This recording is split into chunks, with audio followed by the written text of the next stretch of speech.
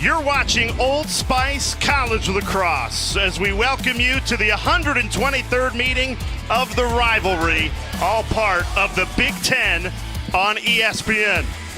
Here at Homewood Field, it's #1 undefeated Maryland against an upset-minded Johns Hopkins team ready to write the next chapter in the greatest rivalry the sport has to offer. Hey everybody, alongside Quint Kesnick, I'm Jay Alter. Thank you so much for joining us. The old cliche, Quint, in a rivalry game like this is throw out the records. Tough to do that with Maryland this year. They're just too dominant. They've been unbelievable. This team has been destroying people in a lot of different ways, whether it's with great passing and offense and transition with defense. But one thing I can tell you about this rivalry, having played in it and watched it, it's unpredictable. Honestly, there are years that strange stuff, spooky stuff seems to happen. It's the Maryland-Hopkins rivalry. Sometimes records don't matter. We'll be on red alert, but if current form were to hold true, Maryland just has been blowing teams out. They have been. It's been really fun and impressive to watch. They are creating their own standard. There's Maryland, and then there's everybody else. Why? Well, passing on offense. They share the ball. Sharing is caring. They diced Virginia. They destroyed Rutgers. Their shooting has been more than 40%. They have a depth of contribution. 10 different players have scored in their last 4 games. They own the face-off dot with Luke Weirman, and they play shutdown defense. This team's only been tested, and that was last week against Ohio State. And the numbers are all dominating. There's no weakness on paper, I'll tell you that much. John Tillman, Memorial Day, this team is headed in that direction. Average margin of victory, 10.5 goals in the last 6 games, so Hopkins the clear underdogs today. But Quint, they've been in this role for a few years now, and they've played Maryland tough. They have. You go back to last season, the recent meetings, they've had late leads against the Terps. There's something about this game and this rivalry that brings out the best in Peter Milliman's Blue Jays. They have played above their level in this game now, and they're hoping to do the same thing today. Matt Naruski and Hopkins in the home white, Maryland in the road red. It may be at Homewood Field, but this is a Maryland-heavy crowd. The Terps fan base galvanized by the undisputed #1 team in the country.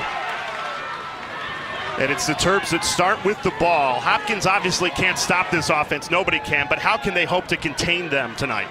Well, I think, I'm waiting to see a team throw some gimmicks at Maryland. Everyone's basically played a man-to-man. They've seen a little bit of zone. But if I'm playing Maryland, because their passing is so amazing, I'm going to be slow to double team. Kyle Long straight to the cage. What a start for Maryland. The senior strikes first to open the scoring. And as I say that, Kyle Long dusts his man on the perimeter and scores unassisted. This is just a one-on-one scenario. He's given the entire side, and watch the speed difference. Whoop. See you later. No one touches him. He tiptoes through the tulips here in North Baltimore, and the Terps score on their first touch. A great start, too much speed, too much burst. It's Kyle Long. That's Josh Curson in cage for Johns Hopkins. He needs better help than that, though. Too easy for Long. Got right in there. Naruski digs this one out for Hopkins. Blue Jays need a lot of the ball, and they can't afford too many of those where they win the faceoff and give it right away. Naruski missed more than a handful of games to start this season with an injury. Proven commodity at the faceoff X. He was 56% a year ago. It's interesting, Logan Callahan, the freshman out of Victory, New York, came in against Penn State, won 18 of 23 from the X. May go to him quickly if Naruski continues to struggle. Maryland's not going to give you a lot of time. They like to bury teams early, like you said, Quint. Plenty of space into the back of the net. Thought it could have been the side netting, but Maryland, 2 shots, 2 goals. It's too easy. This is getting ugly fast. Maryland's passing is just on point, and the Hopkins transfer. Owen Murphy scores this on a cut, right-handed. You see Hopkins' defense is just confused. He's got a sliver and an angle, and watch him. Points to the band and draws a line across Maryland, his new home. I asked Peter Milliman, why is Owen Murphy playing for Maryland? Why did he transfer? He said he found a better home. That's really all he would tell us. There's got to be more to the story. I mean, a freshman year at Hopkins where he was the second leading scorer on the team. You know, that didn't play and now has found a home in Maryland, and he looks pretty comfortable. Maryland might make it another goal. So dangerous in transition off the faceoff. Threw that ball away, though. Now Maryland has thrown the first punch in the 123rd meeting of the rivalry. 2 goals in 49 seconds to set the tone. This team has set the tone from their opener against High Point in early February. Their play in February was as advanced as I have ever seen in terms of the sharpness, crisp passing, sharing the ball. They were playing mid-season form lacrosse early, and that has continued. Johns Hopkins' first settled possession after Maryland has certainly thrown the first punch in this game. Here's Connor DeSimone, rolls to his left. Epstein steps in, fires, save. McNaney got there, and now here comes Maryland. So dangerous in transition. They have a 5-on-4 to the trailer, and a goal! Right on cue! Roman Puglisi makes Hopkins pay. Too easy. Plug in the tape.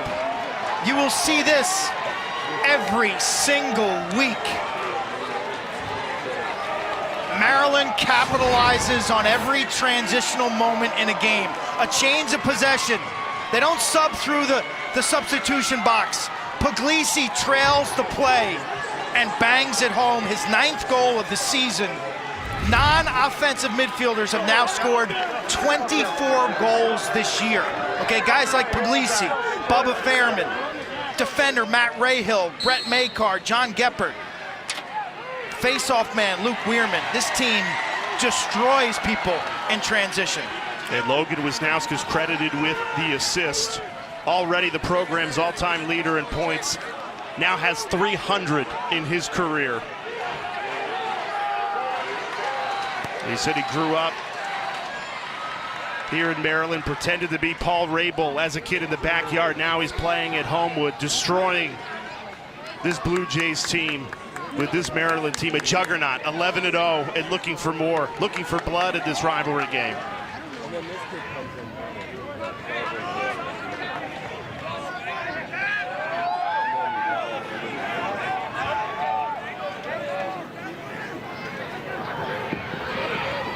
Oliver met, tried to curl around the cage.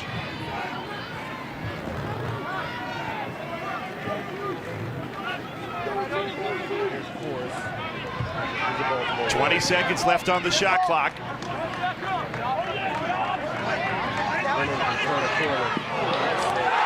Perfect position for the follow-up, and it's 4-0 Maryland. Keegan Kahn puts the rebound in.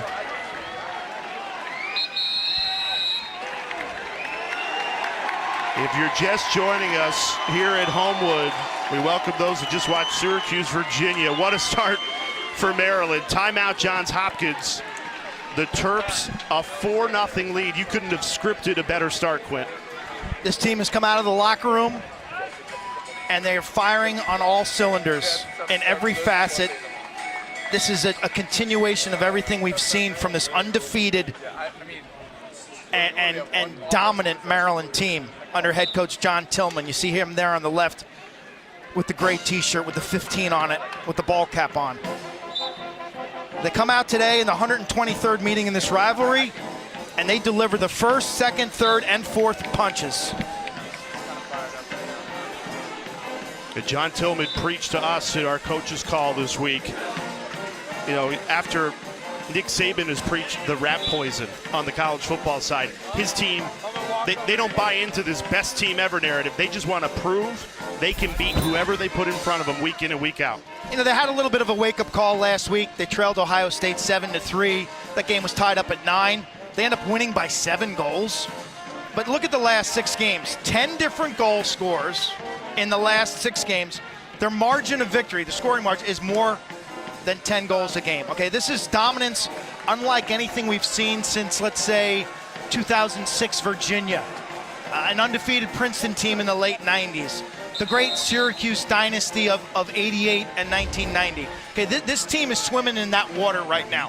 Whether they do that, we don't know, and we're not going to hold them there yet. And we can judge that after Memorial Day, Jay. But let's just enjoy this product, because what these guys are doing right now is awesome to watch. The passing, the shooting, the transitional play, the team defense, the effort plays, they represent everything that's great about this game, and they are super fun to watch. You mentioned the teamwork, the depth, 10 different goal scorers in the last 6 games. How about today? 4 goals, 4 different goal scorers. And in different ways. Kyle Long, unassisted, showing his speed. Owen Murphy off a great pass.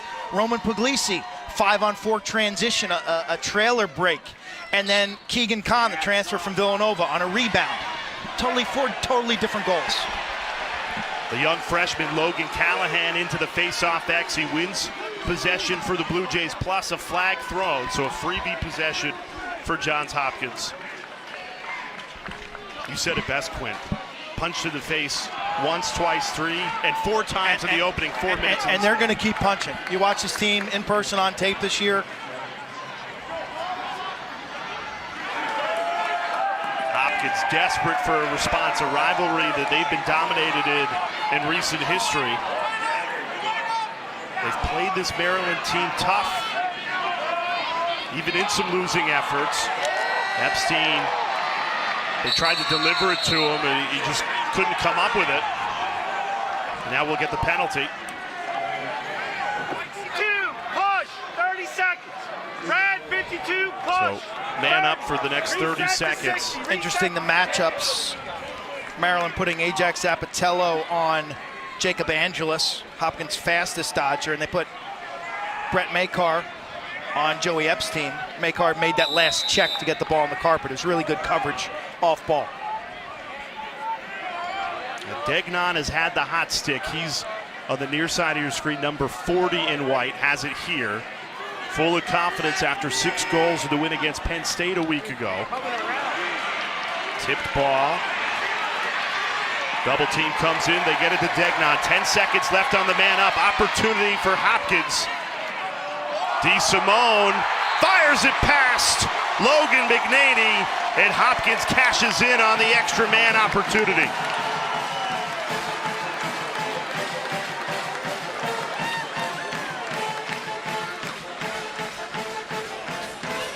McNaney might have lost it in the sun there. DeSimone put it right at him. It starts with the ground ball play. Keogh comes up with it. He's double teamed. Maryland took a chance. They're down a man, and yet they send 2 to that scrum. So when Keogh comes up with it, passes it on to Degnan, Hopkins has got the numbers game. Thought Degnan does a nice job. He steps in. DeSimone sniffs it out. Great change of direction. And look at Connor DeSimone coming off a monster game against Penn State last week.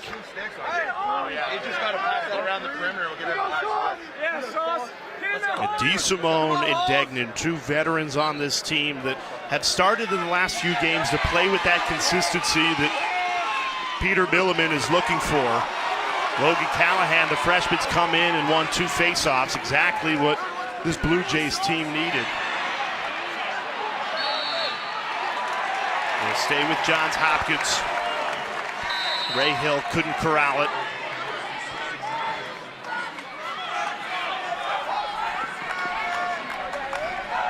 Part of the problem in the opening 5 minutes for Johns Hopkins is they just didn't have any possession, and Maryland made them pay. Getting possession here. Bouncer saved. McNaney did well to get to that one. Tell you, Maryland's defense is not sending the double team or the slide man, meaning Johns Hopkins is going to have to beat their man and score unassisted goals. This is man-on-man defense with little help. Here's Jack Keogh.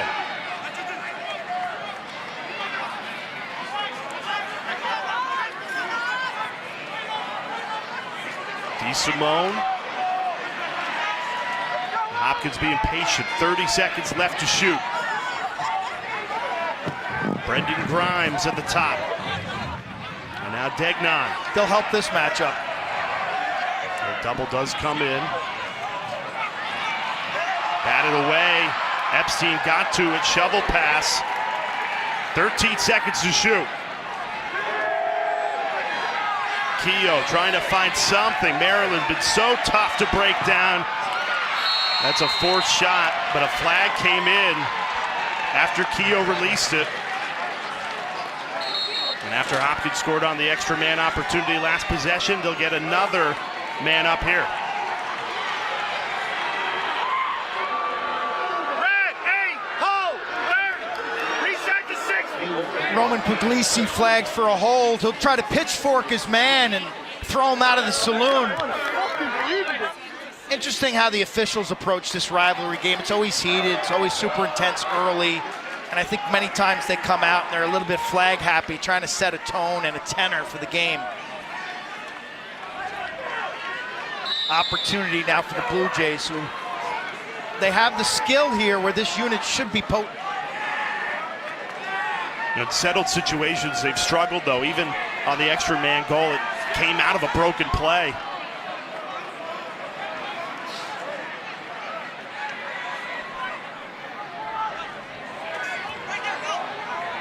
Five seconds left on the extra man. Hopkins hasn't even looked at Cage. Back to even strength. Epstein, no angle. McNaney read it the whole way. That's 4 saves for the junior goalkeeper.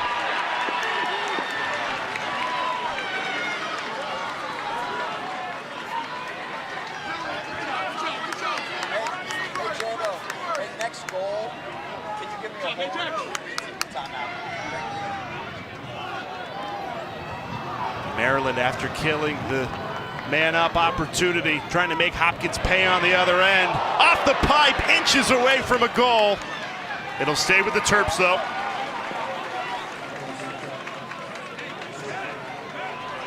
Kyle Long was running in the sub, but it runned right into him.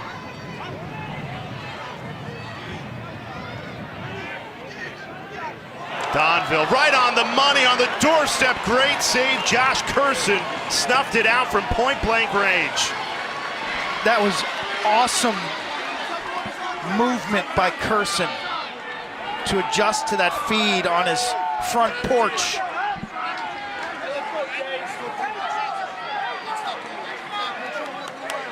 Such a great passing first-line midfield, Quint. Take another look at the Donville feed. Donville played a terrific game last week against Ohio State. Zeke Curson, though, graduate transfer from Ohio State. He's in the Carey Business School here getting his MBA, and he was a step ahead of that pass. He kind of sensed that Donville was going to throw that ball to the backside, and when the Terp offensive player caught it, he was set and ready in position.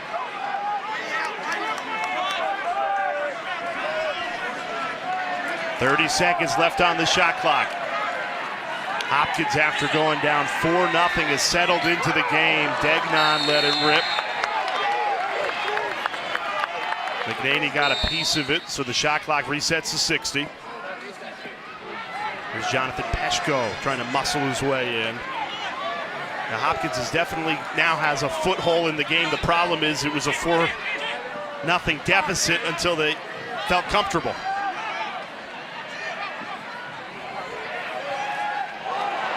McNaney reading it well. Hopkins hustling after, looking for the rebound. 6 saves for McNaney. There's the physicality that you always get in a rivalry game. Helmet goes flying. Maryland flying up the other end of the field. Well, Maryland's defensive strategy is pretty clear. They're not double teaming or helping their poles out. If they have a short stick defensive midi who's in an ISO situation, they may help him, but they're relying heavily on their one-on-one defense and goalie Logan McNaney to make stops off of isolations, not ball movement. Owen Murphy, the former Blue Jay, threw it away. Hopkins, second cause turnover today. Now can they get something on the other end? That possession will not go over well for John Tillman and offensive coordinator Bob Benson. Totally empty, unforced error, ugly turnover.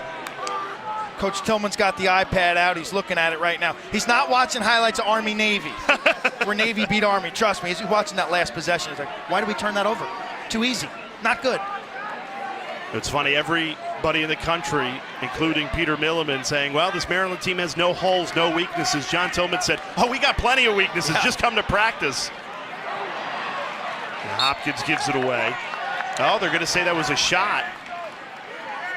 So it'll remain Blue Jays ball. I think that's a little generous. Hopkins will take any help they can get. They looked like they were outmatched in the opening 5 minutes of this game. Went down 4-0, but have settled in.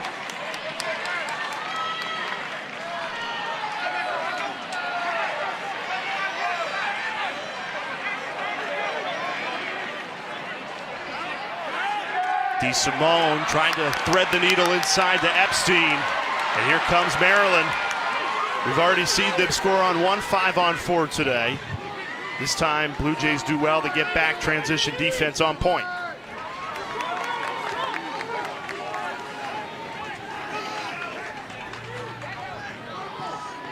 Maryland needs a strong possession here. This offense has been terrific this season. Passing, moving without the ball. It's like a blender, just whirling motion.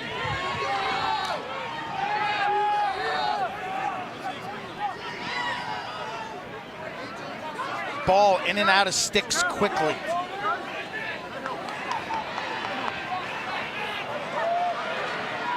Here's Anthony DeMeo.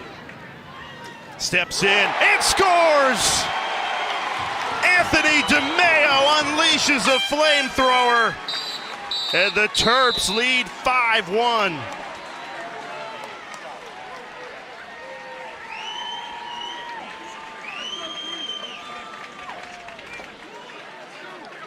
DeMeo's from San Diego. He's the oldest Terp, 25 years old. It's all about respect in this rivalry.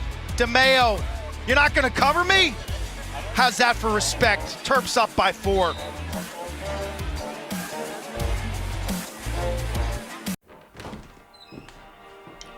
My name is Gary. Pastel. Josie, I have MS. I have MS. MS is what we have. I take Ocrevus. An infusion treatment that's 2 times a year. For adults with relapsing or primary progressive forms of multiple sclerosis, Ocrevus is proven effective in reducing relapses in RMS and slowing disability progression in RMS and PPMS. Don't take Ocrevus if you've had a life-threatening allergic reaction to it or have hepatitis B. Tell your doctor about vaccinations or if you've had Hep B, as it could come back.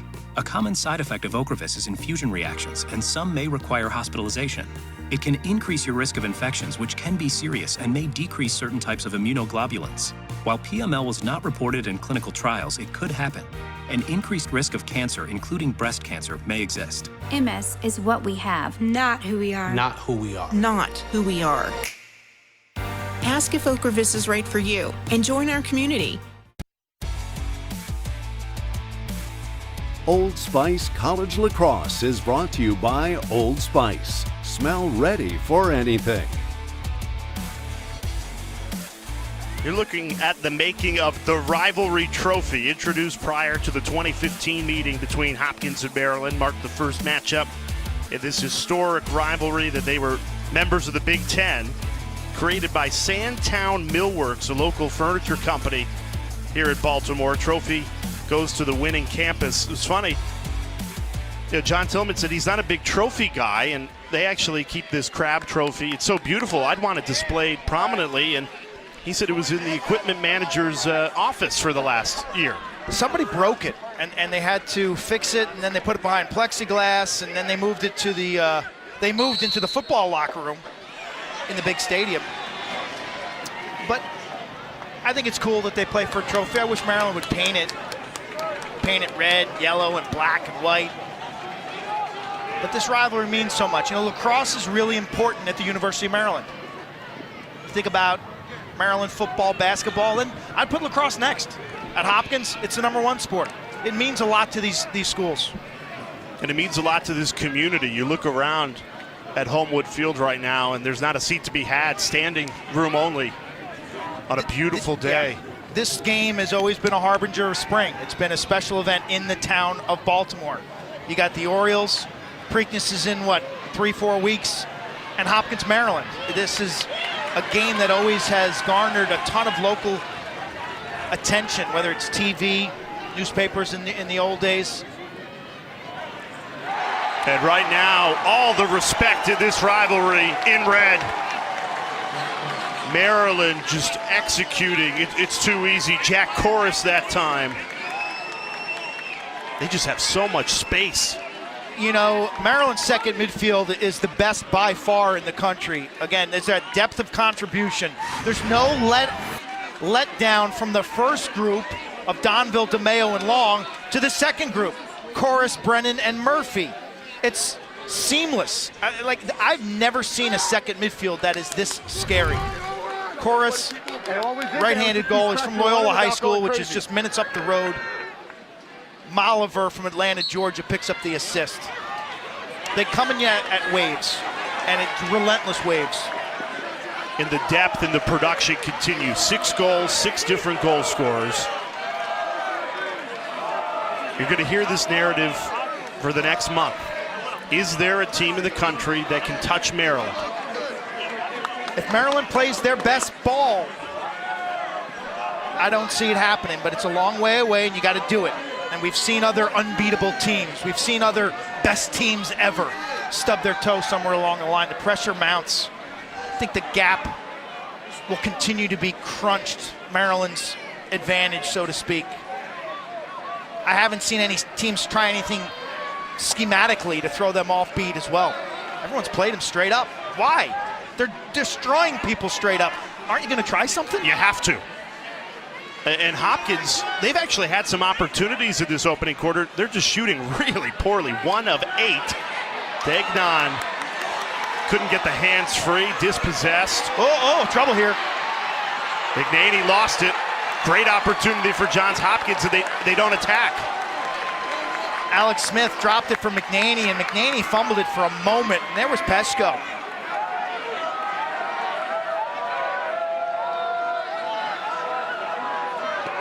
Thought they might have wanted to go to goal when it was unsettled. That's how they've scored their only goal of the game. Yeah, they just can't break them down man versus man right now. That's right, Jay. Who can beat their man and score, or who can beat their man and draw a double team to get some ball movement? In this first quarter, it's been nobody. 30 seconds left in it.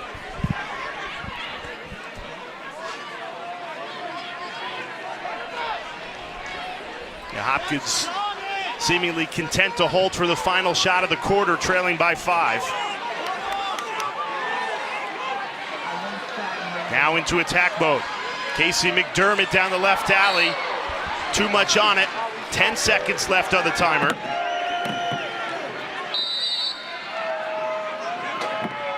Curling around the cage. 5 seconds to shoot. Epstein fires, but it's wide. And Maryland in total control at the end of 15. Dominance has been the word attached to Maryland the last 6 weeks, so they showed why. 6 goals, 6 different goal scorers. And they have thrown the first few punches here at Homewood, leading by 5.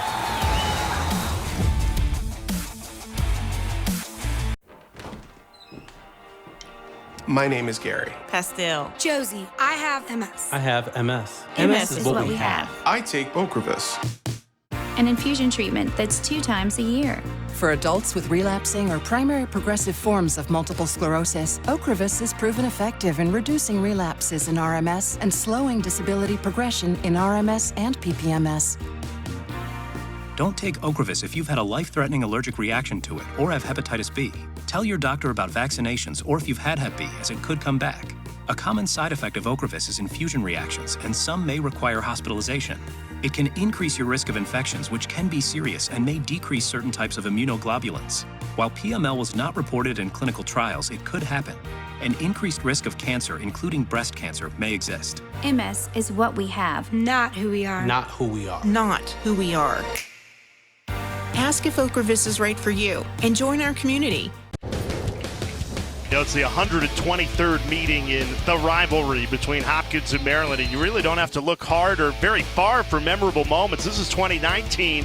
Hopkins Big Ten semifinals, backs against the wall. This game basically earned them a bid, and they were way out of the bubble race before they got 2 wins against Maryland in the same week. And then 2021, Blue Jays really should have won this game. Maryland was down 3, and then Bernhardt turned it on. That tied the game. Wisnauskas had the winner. Bernhardt activated his superpower, and he went into hyperspeed mode, triggered that comeback. There you see John Tillman on the left, 80% winner at the University of Maryland. The timely John Tillman, he's never late. He's led this team to championship weekend routinely. And won a title in 2017. Pete Millman now in year 3 considered. COVID 2020. Oh, excuse me, no. Year 2. Year 2, sorry, year 2. Left during the COVID transition after that shortened season. It's interesting, he actually was at Cornell and recruited Jonathan Donville, who's now lighting it up at the first line midfield for Maryland. Transfer's a big story with this Terp team. They're all over the place, and they're all really good. Woo, yard sale on North Charles Street on Saturdays. Maryland will make you pay in transition. Here's Makar. Long pole goal, saved. Curson read it well. Maryland will follow it up, and a flag flies. The Terps will move man up. Makar feeling the confidence, young man, the senior from Y-Town, that's Yorktown. Loves to cook, loves mom's meatloaf. He's energetic, he's fun, he's physical, you saw it on that. He leans in and dodges like he's a midfielder. Curson with an incredible kick save. That was a gem, that was unbelievable. He's played very well considering they're down 6-1. You know, he really has. I thought he started the season slowly and turned the corner somewhere maybe around the Carolina or Virginia losses.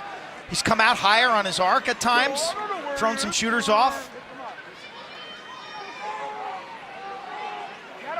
There's Keegan Kahn, transfer from Villanova. You mentioned how important transfers have been to this Maryland team, adding to the depth, the success. I mean, look at this unit right here. Wisnauskas transfer, Murphy transfer, Donville transfer, Kahn transfer.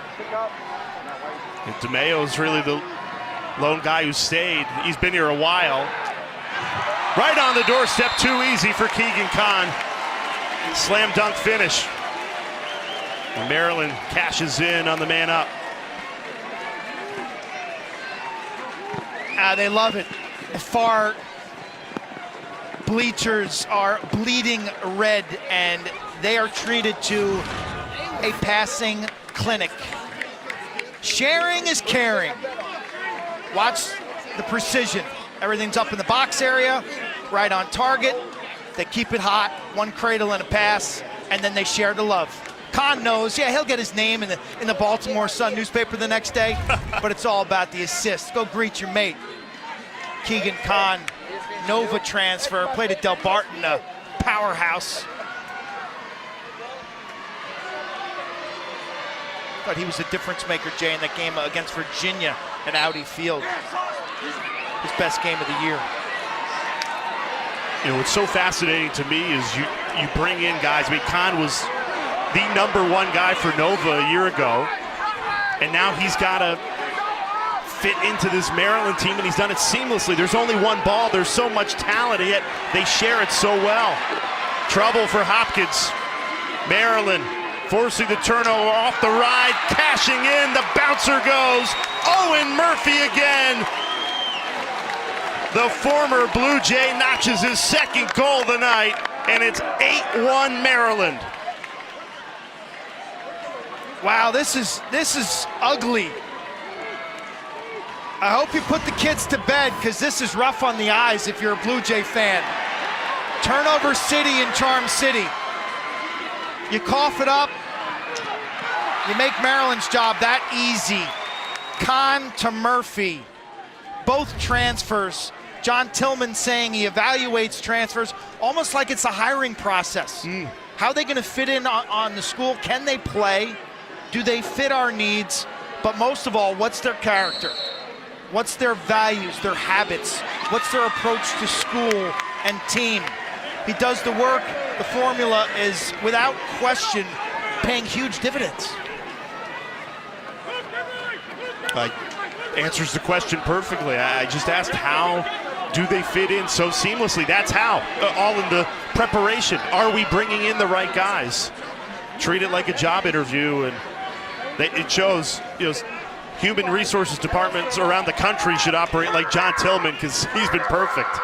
Donville put it on the doorstep again. Wisnauskas couldn't finish it. Curson, great reaction.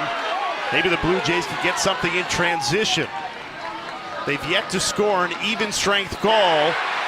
Now they have, much needed. Owen McManus, the close defenseman. McManus is a horse. He's a great athlete. I mean, he can run, he can hit, and he carries this over the line with confidence. Senior out of the Friends School, which is a couple miles up the road, sniffs it out. Maryland's defense gives him the real estate, and he takes it. Owen McManus, terrific student as well. He's got a great job lined up for Apollo Global Management. He could come back or play elsewhere for a year. He's got a COVID year, but I think that job offer is gigantic, that he may go to New York and start his career after the season. We'll see. I would encourage him to stay in college, quite honestly. Why? Forever. You're seeing if you can take a COVID year. They could use you. This generation of student athletes, man, they got it good. Like a guy like Will Bowen, let's say. Yeah. He graduated North Carolina with a degree in 3 years, and now he's going to Georgetown to get a master's or a law degree and gets to play there for 2 years. Like, you talk about using the system to maximize your time in college. Yeah, leave with 2, maybe even 3 degrees. Multiple degrees, yeah. Set yourself up for success. Headache for the coaches, though. McNaney. That's now 7 saves for the junior. I like Logan McNaney a lot. He's kind of a normal goalie. Corning, New York. Parents Kim and Mark. John Tillman trying to teach him about 80s and 90s rock and roll. He's steady. I mean, his variance, Jay, in performance is like straight line. That's how, he's a goalie you can trust. You know what Corning is famous for? Glassware. Yes. That they then turned into the telephone industry. One of the great corporate stories in American history, how they transformed from glass to fiber optics. And he doesn't shatter, just like the glass.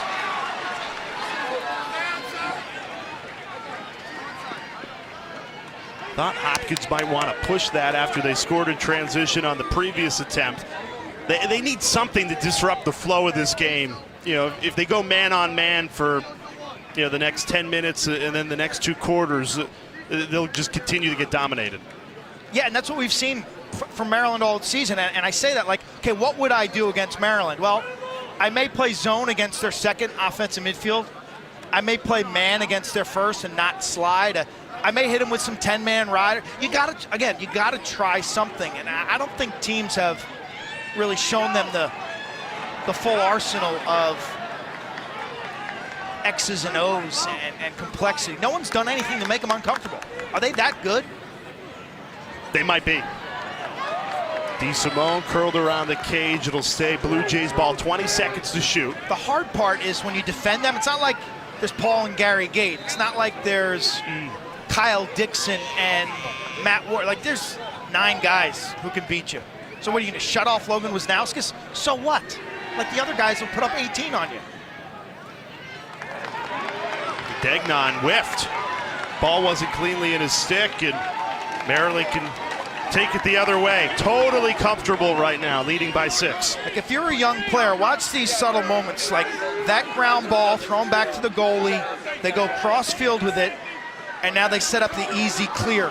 Like, all the simple plays Maryland executes. And John Tillman takes a timeout. His team in the driver's seat in the 123rd chapter of this rivalry. Maryland 8, Hopkins 2, midway through the second.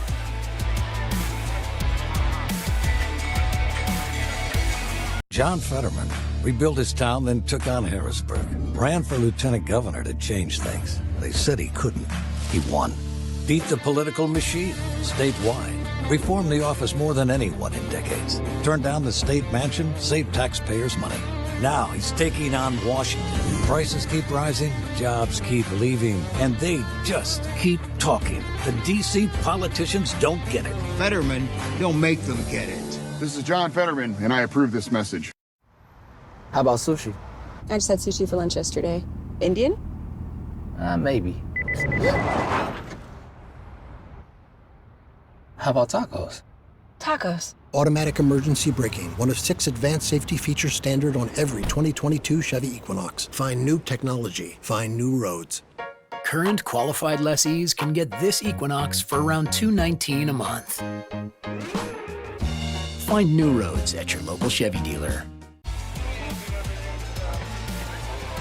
You're watching Old Spice College Lacrosse midway through the second quarter in the rivalry. The greatest rivalry the sport has to offer. Maryland and Johns Hopkins. It's been one-sided tonight.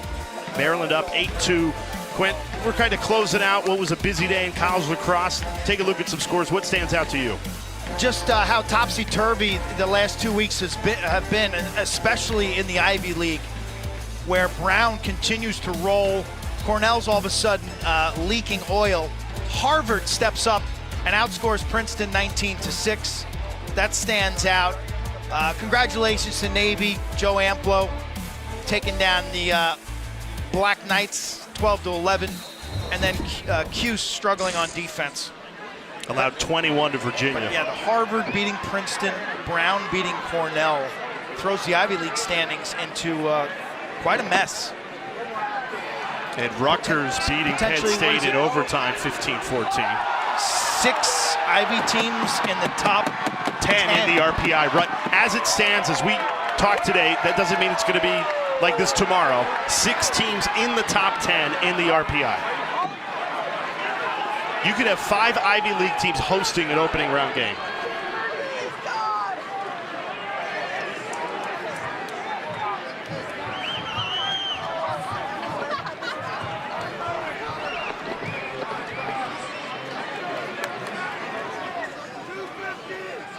Connor DeSimone has one of Hopkins' 2 goals. Blue Jays have yet to score in settled 6-on-6. They've got an extra man goal, and they've got a transition goal with McManus.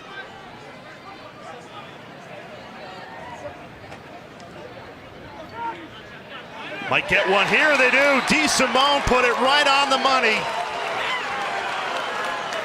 Brendan Grimes, the lefty, finished it, and Hopkins, they've scored 2 in a row here. Grimes is perking up after an injury-plagued February and March. Thought he looked good last week in the win against Penn State. DeSimone, they moved him to midfield. He's quiet at Ohio State, but last week he had almost half a dozen assists against Penn State, and today he's carrying to pass, and he puts a dime on the stick of Grimes. Peter Milliman continuing to change this lineup, refusing to stand still with the lack of wins, saying, we're going to keep making changes to try to maximize our group on the field. Weirman just a couple of inches behind Owen Murphy, who's got 2 goals today. So Hopkins, plenty of time in this game. We're only midway through the second quarter. They've scored 2 goals in a row. Maryland's making some uncharacteristic turnovers in this game. Jay, I tell you, what if you're a coach, Coach Millman, right now, what you're saying, look out, that's a buddy pass. Hopkins goes offsides. Win a quarter. Let's just start by winning a quarter. And this quarter's 2-2.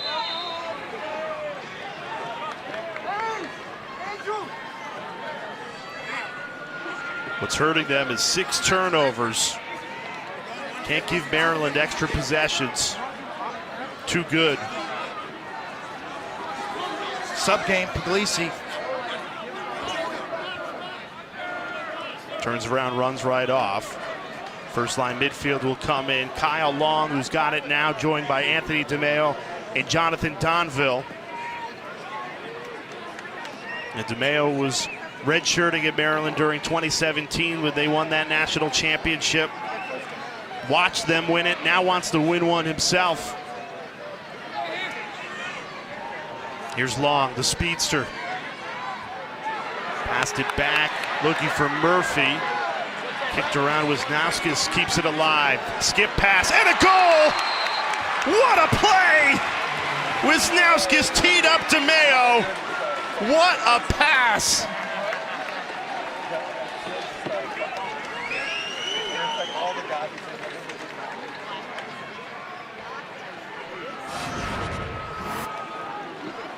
This possession was going sideways until Wisnauskas takes his eyes and looks to the weak side of the formation. Watch this look. Sidearm through traffic. On the money. Wow, that is right on target. I mean, if you're DeMeo, room service, I mean, it hits you right in the stick in motion. That is a great pass by Logan Wisnauskas. Tony DeMeo, Tony time, turn and rake. Wow. You label Wisnauskas like a lefty wing shooter. There's a lot of depth to his game. That was unbelievable pass. Weirman making it look easy, so is Maryland. Wisnauskas this time, right off the face-off win. After he had the beautiful assist, now scores himself. Logan Wisnauskas building that Tewaaraton resume. Timeout Hopkins. 2 goals in 6 seconds for Maryland, both orchestrated by Wisnauskas. Tell you, Fogo Luke Wehrman played at Henderson in Pennsylvania. He played attack, a little midi, little defense, and he's come to Maryland and he's become a Fogo. That is a face-off, get-off type player. But you see the skill set. So he scoops cleanly, hits Owen Murphy, who's in the game. Bobby Benson told me they play Murphy on the point during face-offs because of his outside shot. Okay, Murphy picks up the assist. Weirman wins the draw out the front side, and Wisnauskas pads his stats. It all comes together. That's the brilliance of this Maryland team. Shooting now 10 of 16, which is what, par? They're a 40% shooting team. It all comes together. All the parts, all the math works for John Tillman. It's like 1 + 1 + 1 = 5. Like everyone makes everyone else a little better. They're not reliant on any one piece. It's like a great salad. You throw it in the mix, and everything complements one another. Like, you're not relying on the lettuce because you got the tomatoes and the carrots, and with a little onion on the side and some feta. Like, that's what makes a great salad. It's the mix. And the dressing. It's not a dominance, Jay. It's not a dominance. Wow, too many cucumbers. It's a little bit of everything. And you look at their numbers right now. First in goals, assists, and shot percentage. Are shooting 62.5% today. Coach Tillman using his iPad. John Tillman's the real deal. I compare him to a Nick Saban, Cale Sanderson wrestling coach at Penn State. I compare him to the great leaders in all of college athletics because he's won 80% of his games. Yep. And he's put his team in a position to win a championship really in all 11 of his years. at Maryland. That'll hold him a little Reminds longer. me of Jay Wright, who just retired this week, just in terms of culture, building a program. Loved our conversation with him this week, too, because I asked him, are you worried about the guys buying their own hype? And he's like, I'm not. I've got a good group. They know to stay away from that, and a scoop and score. Luke Weirman. That is 3 goals in 10 seconds for Maryland. That could be a record. It's probably the fastest 3 goals I've ever seen. 3 goals in 10 seconds. 10 seconds. 3 goals in 10 seconds. How was the timeout? Didn't really have answers for Weirman, who switches the ball in his left hand. I was talking to you about his skills as a lacrosse player. He's part of the hog pen, but man, he didn't play in 2020. Was considering playing D-mid behind Justin Shockey. He has really put it all together. He's become a great draw man with the offensive and lacrosse skills. 3 goals in 10 seconds, the latest from Weirman. And Maryland's going to get the possession again. 8 different goal scorers now for the Terps. I got to get our guys downstairs, Jason Yellen, Patrick Stevens, Ernie LaRasa on that. When was the last time we saw 3 goals in 10 seconds? A team on a historic pace, continuing to do things week in and week out that we've never seen before.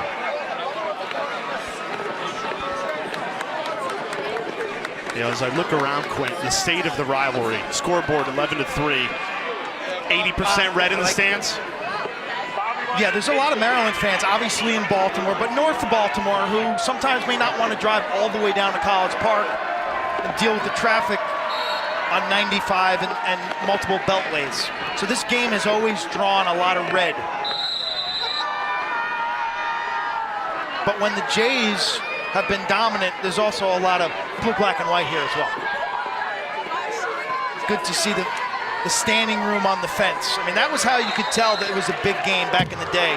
How deep are they at the fence?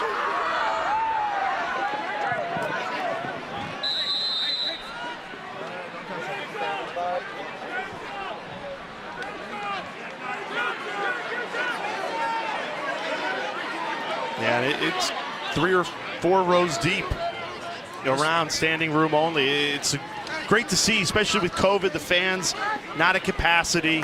No. It feels like we're finally moving on. That and the weather, it's that time of year. Lacrosse is a spring sport.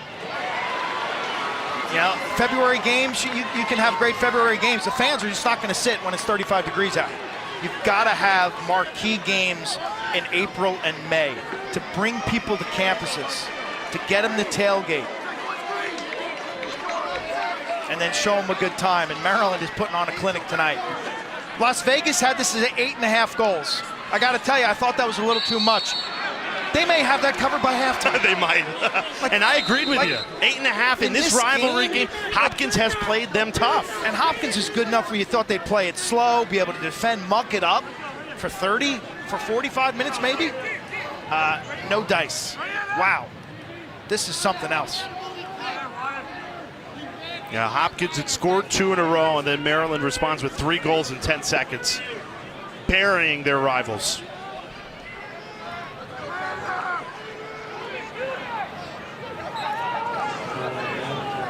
It's head scratching for Peter Milliman and his staff because they've had a fair amount of possession, all things considered. They've just struggled to 17 shots compared to 18. That's a good quality shot. And it starts with Keogh and ends with Epstein. Too often, Jay, they've settled for weak angled shots or shots under pressure. This one stands out because Epstein's able to plant his feet. Keogh delivers a strike of an entry pass to the inside. And they capitalize on Maryland's off-ball defense. Here it is again. Watch Keogh. He'll rub off the kind of the fake pick. Makar 43 steps upfield as if he's doubling. and Epstein steps away from Makar, the help defense behind it is slow. So all the parts in the gears have to work together. That stood out last week. Ohio State scored on similar goals last week. Maryland's interior and off-ball defense was not good for their standard last week, and we just saw it in that last goal.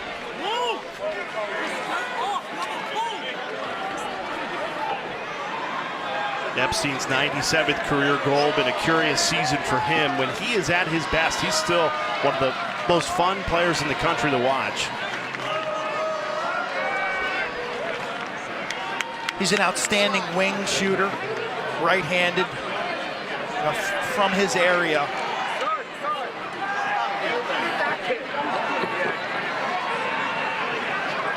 Wisnauskas can beat you so many ways, including with the pass. He's up to Mayo. Now back to Wisnauskas. Has a step. No angle. Tiptoes around the crease. Sends it back up top. Bouncer denied by Curson. That is one heck of a stop. Wow. The guts of Curson to stand up to, who's that, Murphy from about 10? Man, and not only did he get there, he caught it.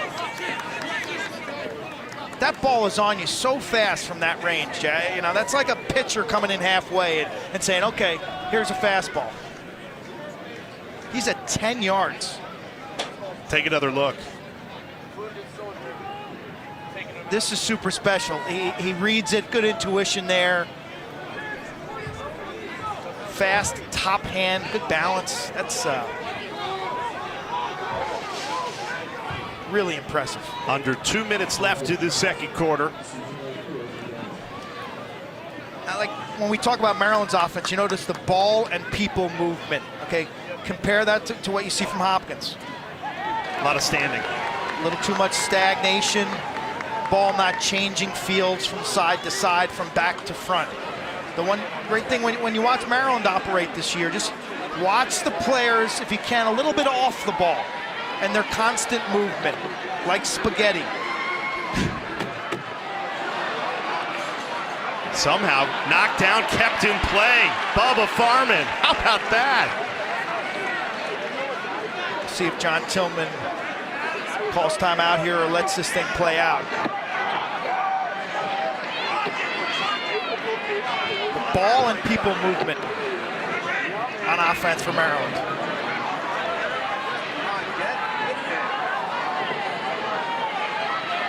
Wisnauskas curling around the cage, turns around and scores! Logan Wisnauskas delivers again! And the route is on at Homewood. It's a runaway train, and Logan Wisnauskas is the conductor.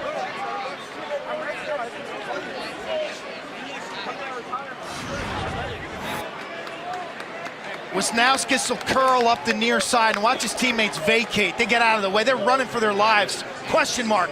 Plant, turn towards the outside. So he dodges up left-handed, turns to his right, fadeaway jump shot. Gorgeous. Nothing but net. Changes levels. 5-hole. Logan Wisnauskas, Tewaaraton finalist. Favorite? If Maryland wins it all, he is the favorite, without a doubt. 2 goals on 3 shots, 2 assists to go along with it. Wisnauskas he's an interesting character. He's really quiet. His nickname is Groot. He's a very good high school quarterback for the Lakers up here on Lake Avenue. Went to Syracuse. Was on the scout team, didn't really see much time. Kind of fell out of favor a little with the coaching staff, so he transferred to Maryland. Almost has another goal there right at the end of the half.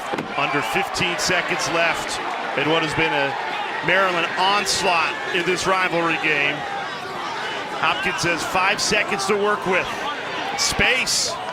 And a 10th save of this first half. Logan McNaney. It's been brilliant.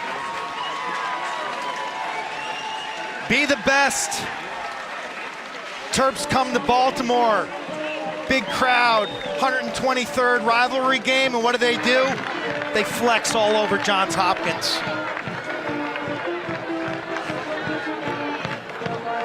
The shots have been even, but the scoreline has not been. Logan McNaney, 10 saves. Maryland's offense doing what they do best. A 12-4 advantage. 30 minutes down, 30 to go, but Maryland well in control of this rivalry.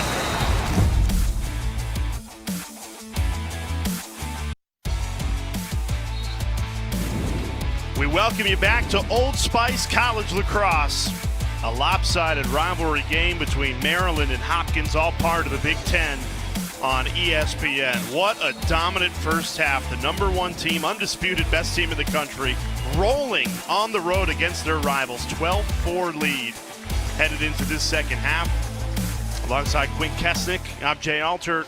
Quint, men against boys, just not a fair fight in that first half. If you love good lacrosse and you love the different aspects of this game, then you have to appreciate what Maryland's doing this year. I find it just amazing to watch them play, whether it's sound defensive concepts, transition goals, unselfish offense, gritty plays, hustle, and then the great skill. They're just fun to watch.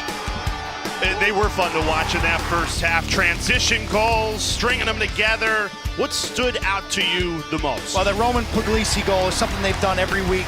I thought Hopkins fought back when they made it 8-3, but next thing you know, Wisnauskas finds DeMeo on that incredibly gorgeous skip pass, and the Terps tie together 3 goals in 10 seconds.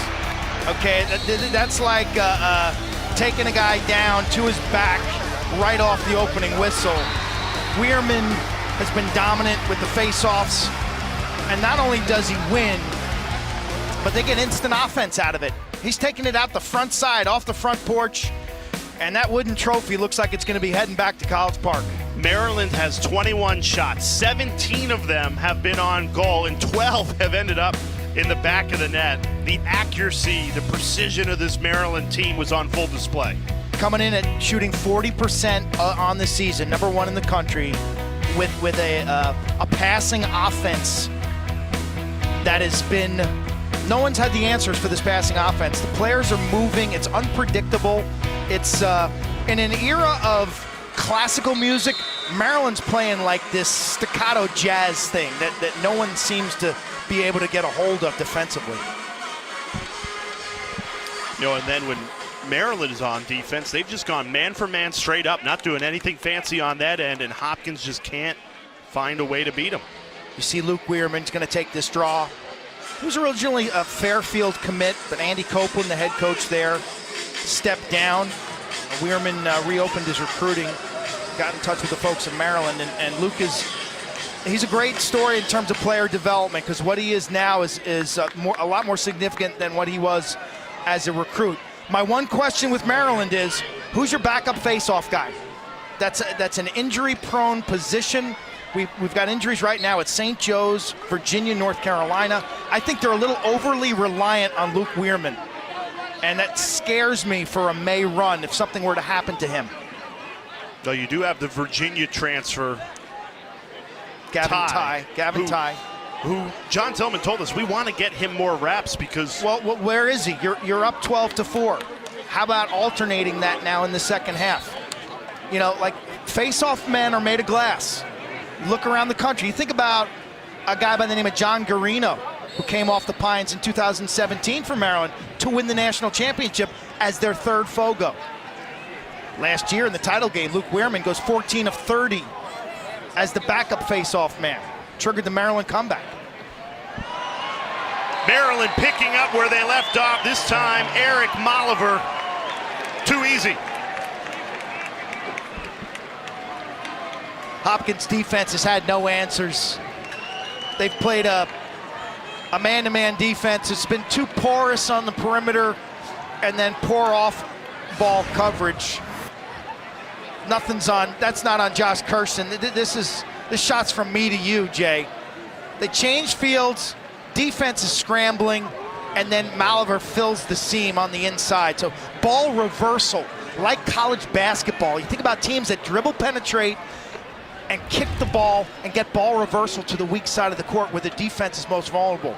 Great lacrosse offense should look a lot like college basketball.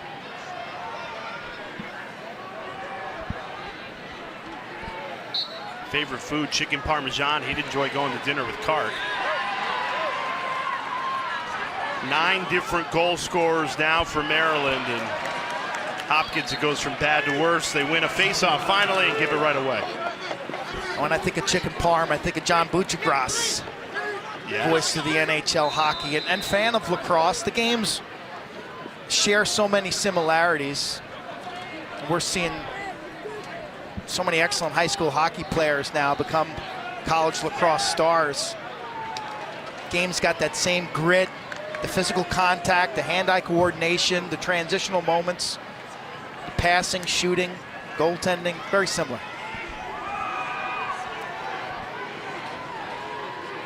Are you a fan of being a multiple sport athlete in high school? I'm a huge fan. I don't think specialization should begin until you're high teens. Wisnauskas again. And that's a hat trick for Logan Wisnauskas. Maryland now 51 straight games with a hat trick. Wisnauskas has had 30 in that time. He keeps it simple. His shooting's unbelievable. He's got every release, whether it's a sidearm, an overhand. This one's on the run, 3/4 arm, right-handed, okay? He's got strong left-handed tendencies. And this time he goes against the grain of that scouting report, gets to pay dirt, the middle of the field. And look at the focus, man. He burns hot. He just wants to win. He wants a national title. This team tasted it last year, coming up seconds short in the national championship game. Weirman continues to take every face-off. Again, kind of nitpicking, but this would be a good time to give your backup face-off guy some reps. And again, it's something that John Tillman brought up to us unprovoked as a point of emphasis, trying to get Ty going as a reliable number 2 face-off guy. And Maryland cashes in again. They are pouring it on to start this third quarter. I wonder what was said in the Hopkins locker room at halftime, because this team has come out and it has gone from bad to worse in Baltimore. It's the former Blue Jay, Owen Murphy, transferred over to Maryland, and he feels right at home. Now a hat trick for the sophomore, and it is all Terps, 15-4.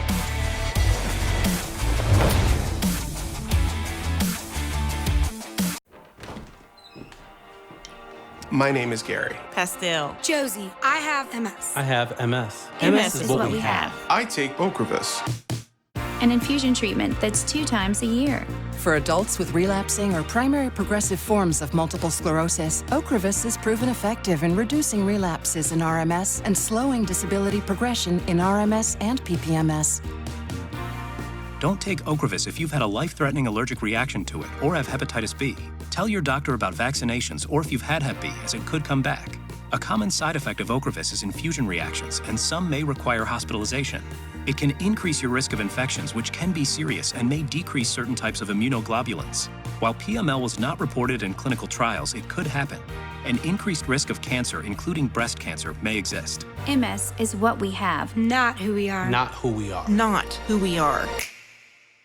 Ask if Ocrevus is right for you and join our community.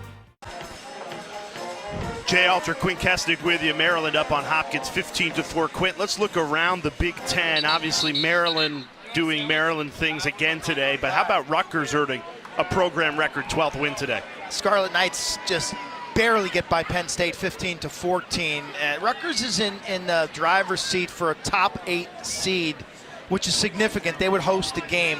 Not a great performance by them today, but they get the W, and that keeps them in the top 10 of the RPI. You look at the Big Ten tournament, all 6 teams are invited. Quarterfinals are next weekend, so Maryland will get a bye. The 2 seed Rutgers will get a bye, and Johns Hopkins is most likely the 4. And off the record, not officially, but it looks like they're going to host Penn State. And Ohio State will play Michigan in back-to-back weeks. That's not 100% stamped, locked in, but it's pretty well assured the way things are breaking right now. So the good news is for Maryland, they got a bye. They can use it. Kind of a reset button, so to speak. Get away for a couple days, rest their legs, get their minds right to make that final push. And the regular season should mean something. You know, it's funny how each conference tournament picks and chooses how many teams, what are we going to do? But Maryland, I mean, they've been so dominant during the regular season. They deserve that bye. They deserve that reset before the playoff push. And then every game from here for Maryland will have serious meaning. You're playing for a Big Ten tournament championship, then you're in the NCAA tournament championship. I think this game in particular, John Tillman said, you know, we clinched the share of the Big Ten. Like, outside the rivalry here, this is kind of a pride game for Maryland. You know what I mean? You're not, they're locked and loaded as the #1 seed as Wisnauskas just continues to paint corners. Yeah, stings the corner that time. Nothing Kurzik could do. That's now 4 goals for Wisnauskas to go along with three assists, 4 goals. Quite the day. Masking tape up the corner. Take out the red paint. And singe it left-handed. That's a thing of beauty. He's got that classic release. Plants that right foot forward. Sidearm, brings the stick with his long frame. And Hopkins has made a goalie switch. Poor Josh Curson, he was hung out to dry today. Enter Tim Marcille. Junior out of Great Falls, Virginia. I don't think there's much more Curson could have done. No, all respect to Curson. I thought he did quite well, given the lack of defense and lack of support he received. You know, now's the time for Hopkins where you're playing for your buddy, you're playing for your teammate, you're playing for the locker room, your parents up in the crowd. A lot of eyes on this game. And you got to suck it up. Suck it up and do better.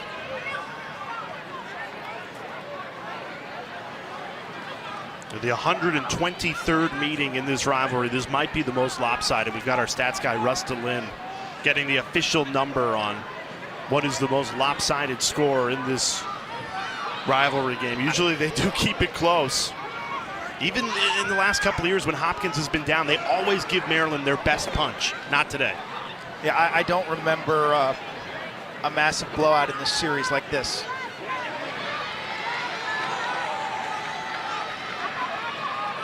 Russ, while you're at it, also look up, all-time Hopkins.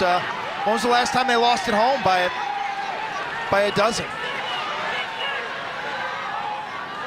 Yeah, the largest Hopkins home loss is 13 goals. All time? Like since the all-time. Since the 1800s. They had 1,000 wins. So we're looking at history here. This is a program that's played since what, 1888? He's going to keep digging. That's a lot of history we've got to get through. Luckily, we've got the time. 10-man ride for Hopkins. You said they needed to change something. Probably too little, too late, but they are going 10-man. Fairman seems to be the solution these days. A 10-man ride, it's a full-court press. Goalie comes out and marks up a man, and then the defense kind of rotates upfield, so it's man-on-man all over the field with the empty net. Seems like the solution this season is to bomb from distance at that goal. It's considered a shot. It goes out of bounds. You maintain possession.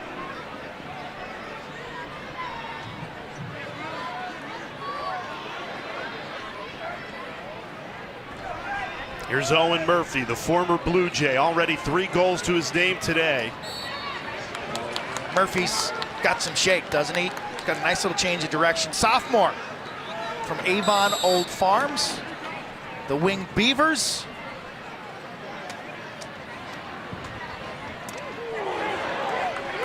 Took a deflection, and Hopkins gets there first. Wisnauskas with the flamethrowers, left-handed.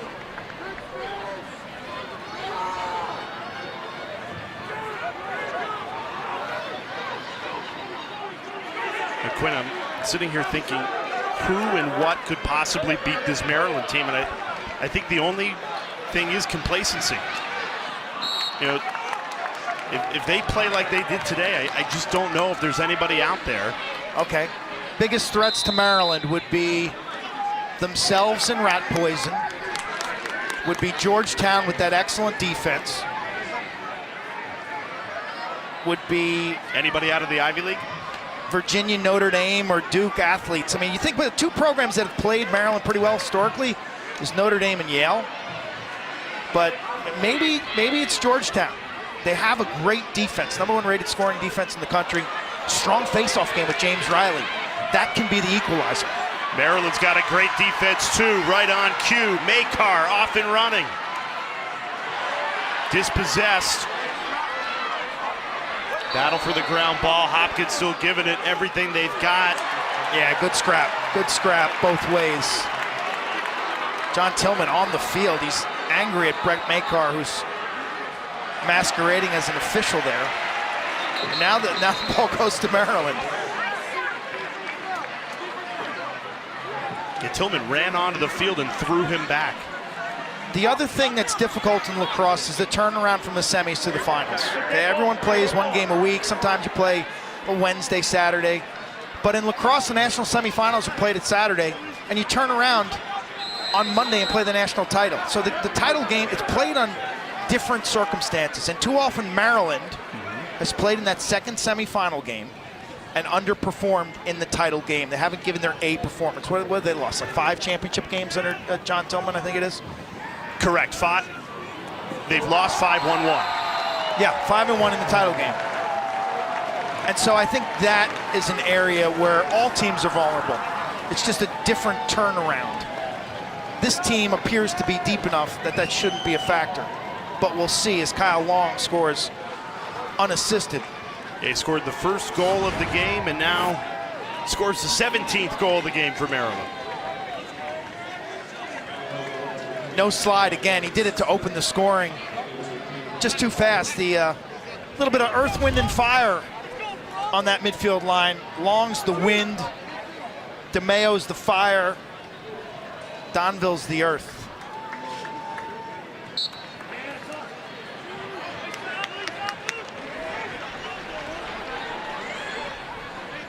So if you were looking for largest margin of victory in this rivalry and at Homewood, it's a 17-4 Maryland win in 1954 and 1973. 17-4. That's our score right now, and we still have 7 minutes and 40 seconds left of the third. 22 minutes. Yes. That it was 17-4 and 54 and 73. And that is our score right now. If I'm not mistaken, 73 was one of the worst Hopkins lacrosse teams record-wise of all time. They had a loaded freshman class, and I think they didn't play varsity. They played freshmen back then. And then the next year, I think 74, Hopkins may have won the national championship. Murphy again against his former team. They did. Hopkins won the title in 74.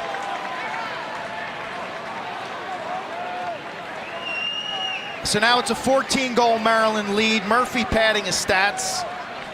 The teamwork is just dismantling this Hopkins defense.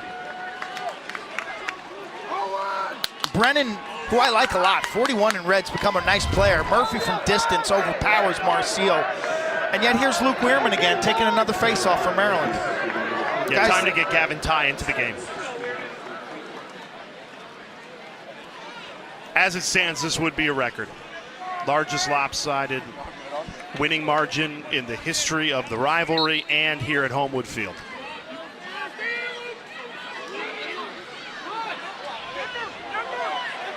Says more about the state of Maryland or the state of Hopkins?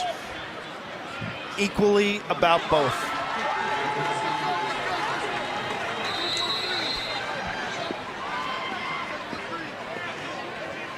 Blue Jays are 6-7.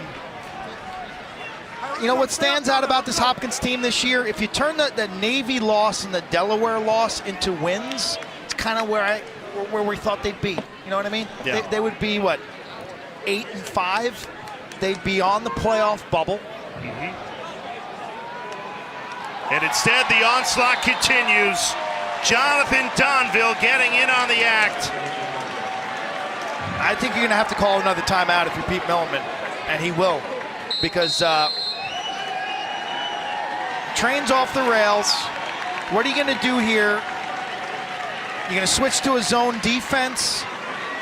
You're going to light the guys up in this huddle? You're going to make some personnel changes? I'm not sure, but something needs to change because this is really ugly. Long gets inside, kicks it back to Donville. Canadian who spent the first part of his career at Cornell. He's got a degree from Cornell, who got a grad degree from Maryland. He's an extremely talented player. He was recruited to Cornell by now Hopkins head coach Peter Milliman. They spent 2 years and change, the COVID year, together playing for the Big Red, or playing for Milliman at the Big Red. And now he's fit right in at Maryland. Great passer, could score too, getting his master's in journalism. So 19-4. He's one of just a boatload of transfers. Wisnauskas from Syracuse, Keegan Kahn from Villanova, Donville from Cornell, Owen Murphy from Johns Hopkins, Alex Smith from Hartford, Jake Higgins from Cleveland State, Owen Prabilski from Villanova. I think John Tillman and Rutgers and Georgetown are the first lacrosse programs really to seize the transfer portal and to move now into the reality of modern college athletics. Like, if you're not aggressive in the transfer portal, you probably won't win a national championship in any sport right now in college athletics.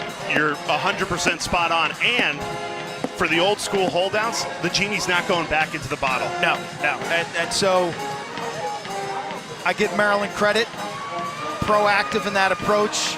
They've targeted and locked up some impact players, and it has only strengthened their culture.